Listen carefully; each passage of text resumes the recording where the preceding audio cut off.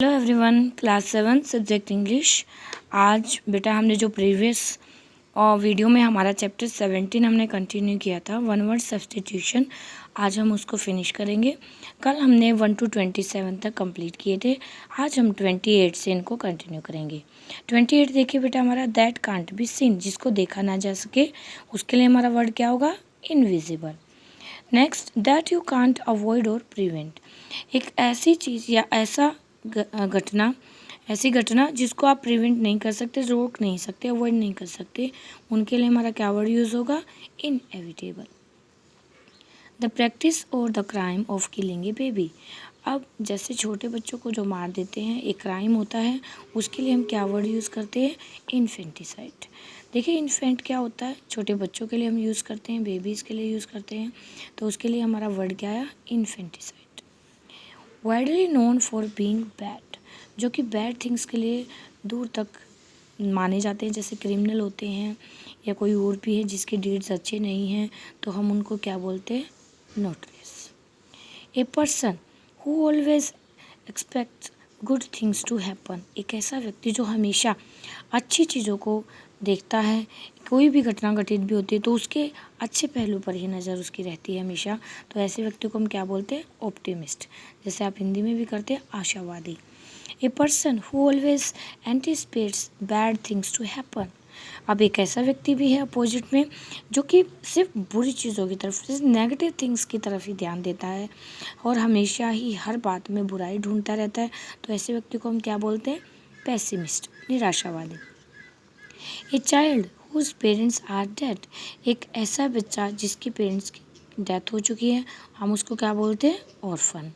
A person walking in the street and not travelling in A vehicle, एक ऐसा व्यक्ति जो वो करता है, जाता है, अपने पैरों से चल रहा है, वो किसी भी ट्रैवल करता है तो किसी भी व्हीकल को यूज़ नहीं करता है, किसी भी गाड़ी का यूज़ नहीं करता है, तो हम उसके लिए क्या वर्ड यूज़ करते हैं? पेडेस्ट्रियन। ठीक है। लाइक्ड और enjoyed by large number of people, जिनको लाइक किया जाता है या उनके काम को सराहा जाता है a large number of people, लोगों के द्वारा, तो हम उनको क्या बोलते हैं कि वो पॉपुलर है। हैपनिंग और done at the same time as another, एक ही समय पर दो घटनाओं का घटित होना, तो हम ऐसे समय को क्या बोलते हैं? सिमिल्टेनियस। मीन्स एक ही समय पर घटना होती है तो उनको बोला जाता है समकालीन। A word having the same or nearly the same meaning as another, एक ऐसा शब्द जिसका मीनिंग दूसरे शब्द से बिल्कुल मेल खाता है या बिल्कुल उसके आसपास होता है, तो हम ऐसे वर्ड्स के लिए क्या यूज़ करते हैं? सिनोनिम। जैसे कि हमने प्रीवियस वीडियो में भी किया है, उसमें एंटोनिम्स आया था, उसका मीनिंग क्या होता है बेटा? वो बिल्कुल एक वर्ड से उसका मीनिंग जो होता है दूसरे वर्ड का बिल्कुल अपोजिट होता है, जैसे डे और नाइट होता है। तो ऐसे ही हमारा सिनोनिम्स वर्ड होते हैं। सिनोनिम में कैसे होता है? जैसे कोई अगर सैड है, उदास है, तो उसके लिए हम क्या यूज़ कर देते हैं? डिसमे, कि वो उदास है। मीन्स दोनों का वर्ड अलग अलग है, लेकिन जो उनका मीनिंग होता है वो नियरली होता है, सेम होता है। ठीक है। ए person who does not drink alcohol, एक ऐसा व्यक्ति जो अल्कोहल ड्रिंक नहीं करता है, उसके लिए हम क्या वर्ड यूज़ करते हैं? Teetotaller. A person who has a lot of experience is a particular area or activity, एक ऐसा व्यक्ति जिसको अपने काम में बहुत ज़्यादा एक्सपीरियंस हो जाता है या उसे अपने काम के बारे में बहुत अच्छे से पता होता है, तो हम ऐसे व्यक्ति के लिए क्या वर्ड यूज़ करते हैं? वेटरन या फिर एक्सपर्ट, कि वो तो अपने काम में बहुत एक्सपर्ट है। ए person who does not eat meat और फिश, जो व्यक्ति मीट और फिश नहीं खाता, उनके लिए हम क्या वर्ड यूज़ करते हैं? वेजिटेरियन।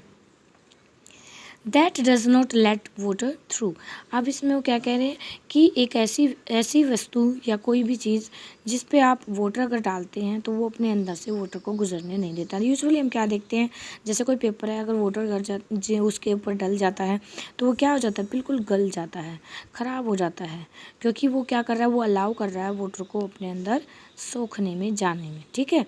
लेकिन ऐसी चीज़ें भी आपने देखी होंगी, सुनते होंगे कि ये तो वाटर प्रूफ है, it means that does not let water through, तो हमने उसके लिए क्या वर्ड यूज़ किया है? Waterproof. A woman whose husband is dead, एक ऐसी औरत जिसके हस्बैंड की डेथ हो चुकी है, हम उसके लिए क्या वर्ड यूज़ करते हैं? Widow. A man whose wife is dead, और ऐसे ही एक आदमी जिसकी वाइफ की डेथ हो चुकी है, हम उसके लिए क्या वर्ड यूज़ करते हैं? Widower. A period of 10 years, उसके लिए हम क्या यूज़ करते हैं, decade. A period of 100 years और a score of 100 runs by one player is one innings. जैसे कि आप क्रिकेट गेम में देखते हैं कि कोई भी प्लेयर अगर 100 रन्स कंप्लीट करता है तो हम उसके लिए के वर्ड यूज़ करते हैं, या फिर पीरियड ऑफ 100 ईयर्स के लिए हम एक वर्ड यूज़ करते हैं, century. A person who eats too much, एक ऐसा व्यक्ति जो बहुत ज़्यादा खाता है, हम उसके लिए क्या वर्ड यूज़ करते हैं, glutton. A long period of time when there is a little or no rain, जहाँ पर एक लंबे समय से या तो वर्षा बहुत कम हुई है, ना के समान हुई है, या फिर बारिश हुई ही नहीं है, तो हम ऐसी जगह के लिए क्या वर्ड यूज़ करते हैं, ड्रूट, कि वहाँ तो सूखा पड़ गया है। That is easy to carry और मूव, किसी चीज़ को एक स्थान से दूसरे स्थान पर ले जाने के लिए जब हमें कोई मशक्क़त नहीं करनी पड़ती, कोई डिफ़िकल्टी नहीं आती है, तो हम ऐसे टास्क के लिए क्या करते हैं, portable. A child who stays away from school without permission, एक ऐसा बच्चा जो स्कूल से बगैर परमिशन के बाहर रहता है या आता नहीं है, तो ऐसे बच्चे को हम क्या बोलते हैं, truant. Scientific study of plants and their structure, scientific study of plants and structure की हम जो प्लांट्स या पौधे हैं उनके स्ट्रक्चर के बारे में जो हम स्टडी करते हैं, उसके लिए हम क्या वर्ड यूज़ करते हैं, बोटनी। तो हम ऐसे सब्जेक्ट के लिए क्या वर्ड यूज़ करें, बोटनी।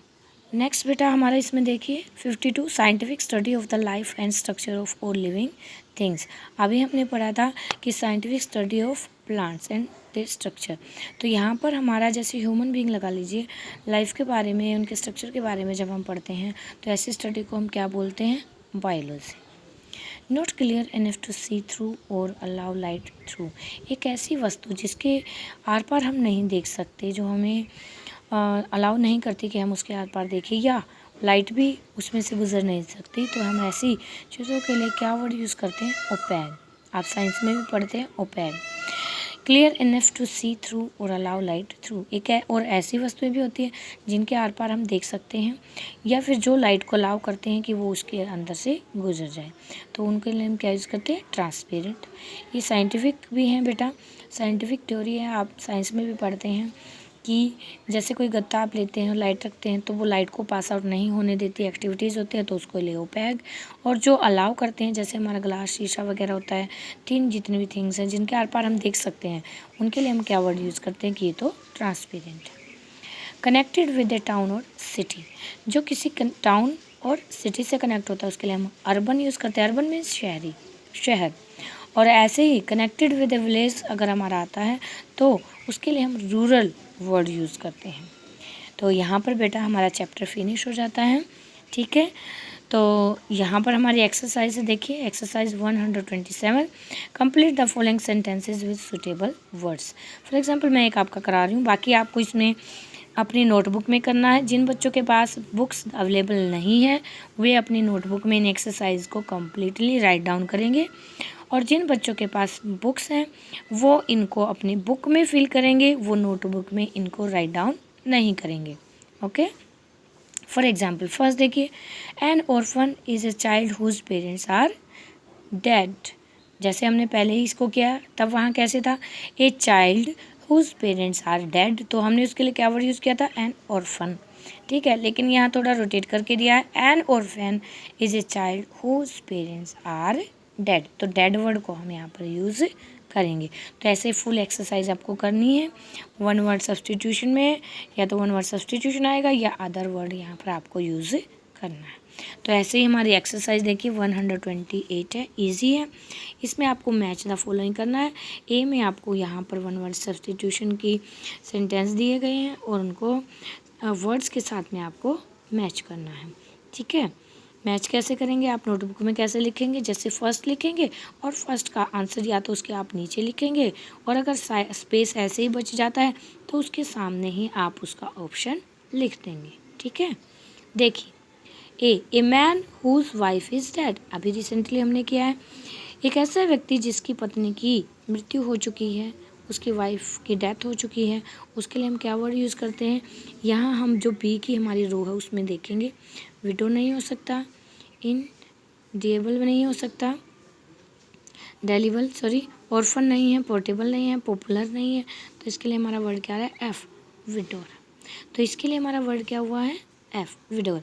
तो हम इसको लिखेंगे और उसके सामने एफ ऑप्शन लगा के जैसे लिखे हुए हैं हम लिख देंगे विडोर। आंसर्स हमें लिखने हैं सिर्फ। और अगर आपका ऐसे फुल लाइन में एक ही आ जाता तो नीचे हम इसका आंसर लिख देंगे एफ विडोर। ठीक है, I hope you understand the chapter. यहाँ पर हमारा चैप्टर कंप्लीट हो चुका है। Thank you, have a nice day.